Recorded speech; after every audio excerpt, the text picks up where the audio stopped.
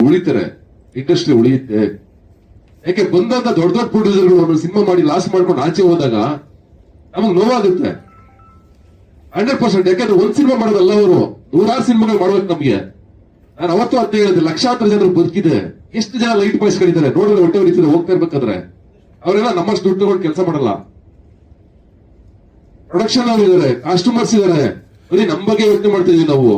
ಬೇಡ, ನಮ್ next generation ಇದೆ, ಮಕ್ಕಳಿದ್ದಾರೆ, ಮುಂದೆ ಸಿನಿಮಾ ಮಾಡ್ಬೇಕು ಅಂತ ಆಸೆ ಪಟ್ಕೊಂಡ್ರು ಎಷ್ಟೋ ಜನ ಸಾಲಲ್ಲಿ ನಿಂತಿದ್ದಾರೆ ನಮ್ಮ ಸಾಲಲ್ಲಿ.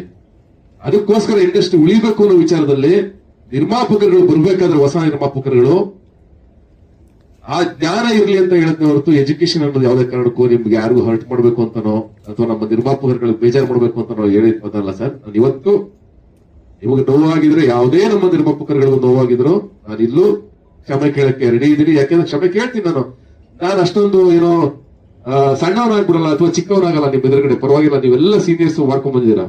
I very happy. ನಾನು ಈ ಮುಖಾಂತರ ಇಲ್ಲಿ ಬರ್ಬೇಕಾಯ್ತಲ್ಲ ಅಂತ ಏನೋ ಒಂದು ಸಣ್ಣ ಬೇಜಾರಷ್ಟೇ. ಅಂದ್ರೆ ಬೇರೆ ವಿಚಾರದಲ್ಲಿ ನಾನು ನಿರ್ಮಾಪಕರ ಸಂಘಕ್ಕೆ ಬರ್ಬೇಕಾಯ್ತು. ಬಟ್ ನಿರ್ಮಾಪಕರ ಸಂಘದಿಂದ ಒಳ್ಳೊಳ್ಳೆ ಕೆಲಸಗಳಾಗ್ಲಿ ಸರ್, ಚೆನ್ನಾಗಾಗ್ಲಿ, ನಮ್ಮ ಇಂಡಸ್ಟ್ರಿ ಬೆಳೀಲಿ, ಎಲ್ಲ ಒಗ್ಗಟ್ಟಾಗಿ ಹೋಗೋಣ. ನಾವು ನೀವು ಅವರು ಇವರು ಅಂತ ಬೇರೆ ಅಲ್ಲ. ಇವತ್ತು ಇಡೀ ಇಂಡಸ್ಟ್ರಿ ಬೆಳೆಯೋದಕ್ಕೆ ನಮ್ಮ ಮಾಧ್ಯಮದ ಸಪೋರ್ಟ್ ಅಷ್ಟೇ ಇದೆ, ನಿಮ್ಮೆಲ್ಲರ ಸಪೋರ್ಟ್ ಇದೆ. ಎಲ್ಲರೂ ನೀವು ಸಿನಿಮಾಗಳು ಮಾಡಿದೀರಾ. ಹಾಗಾಗಿ ಆರ್ ಎಸ್ ಗೌಡ್ರಿಗೆ, ನಮ್ಮ ಏನೋ ರಾಮಮೂರ್ತಿ ಅವ್ರಿಗೆ, ಸರ್ ನಿಮ್ಗೆಲ್ರಿಗೂ ನಾನು ಏನೋ ಥ್ಯಾಂಕ್ಸ್ ಹೇಳ್ತಾ ಇದ್ದೀನಿ. ಇನ್ನು ಮುಂದೆ ನಮ್ಮ ಕಾಳಜಿಗಳ ಆ ಕಡೆ ಹೋಗೋಣ. ನಾನು ನಿಮ್ ಜೊತೆಗಿರ್ತೀನಿ. ನಮಗೆ ಸಬ್ಸಿಡಿ ಸಿಕ್ಕಿಲ್ಲ 7 ವರ್ಷದಿಂದ, ನಮಗೆ ರಾಜ್ಯೋತ್ಸವ ಅದಲ್ಲ, ಸಾರಿ ಸ್ಟೇಟ್ ಅವಾರ್ಡ್ ಬಂದಿಲ್ಲ 5 ವರ್ಷದಿಂದ. ನಮ್ಮ ಸಿನಿಮಾಗಳನ್ನ ಯಾವ ತರ ಇಂಪ್ರೂವ್ ಮಾಡ್ಬೇಕು ನಾವು, ಹೇಗೆ, ಈಗ ನಾನೇ ಡಿಸೈಡ್ ಮಾಡಿದ್ದೀನಿ ವರ್ಷಕ್ಕೆ 2-3 ಸಿನಿಮಾ ಮಾಡ್ಬೇಕು ಅಂತ. ಈಗ ಲಾಸ್ಟ್ ಅಶೋಕ ಬಂತು, ಈಗ ಅಯೋಗ್ಯ ಬರ್ತಾ ಇದೆ. ಇನ್ನೊಂದು ಸಿನಿಮಾ ನಾನು ಹೆಂಗಾದ್ರೂ ಮಾಡಿ ಡಿಸೆಂಬರ್ ಒಳಗೆ ತರಬೇಕು ಅಂತ ಪ್ರಯತ್ನ ಮಾಡ್ತಾ ಇದ್ದೀನಿ. ಇಷ್ಟೆಲ್ಲ ನಾವು ಇಂಡಸ್ಟ್ರಿಗೋಸ್ಕರ ಸರ್, ನಾನು ಕಷ್ಟ ಬಂದಾಗ ನಿರ್ಮಾಪಕರ ಜೊತೆಗೆ ನಿಂತಿದ್ದೀನಿ ಸರ್. ನನ್ನ ಸಿನಿಮಾಗಳ ಜೊತೆ ಕೆಲಸ ಮಾಡಿರೋ ನಿರ್ಮಾಪಕರನ್ನ ಕೇಳಿ, ಎಷ್ಟೋ ಸಲ ನಾನು ರೆಮ್ಯುನರೇಷನ್ ಬಿಟ್ಟು ಕೆಲಸ ಮಾಡ್ಕೊಂಡಿದ್ದೀನಿ, ಪರ್ಸೆಂಟೇಜು ಕೆಲಸ ಮಾಡಿದ್ದೀನಿ, ರೆಮ್ಯುನರೇಷನ್ ಇಲ್ಲದೂ ಕೆಲಸ ಮಾಡಿದ್ದೀನಿ. ನನ್ನ ಕೈಲಾದಷ್ಟು ನಾನು ಮಾಡ್ತಾ ಇದ್ದೀನಿ. ಈ ತರದ ಒಳ್ಳೆ ಆಲೋಚನೆಯಲ್ಲಿ ಪಾಸಿಟಿವ್ ಆಗಿ ನಾವೆಲ್ಲರೂ ಹೋಗೋಣ. ನಮ್ಮ ಅಯೋಗ್ಯ 2 7ನೇ ತಾರೀಕು ಬಿಡುಗಡೆ ಆಗ್ತಾ ಇದೆ.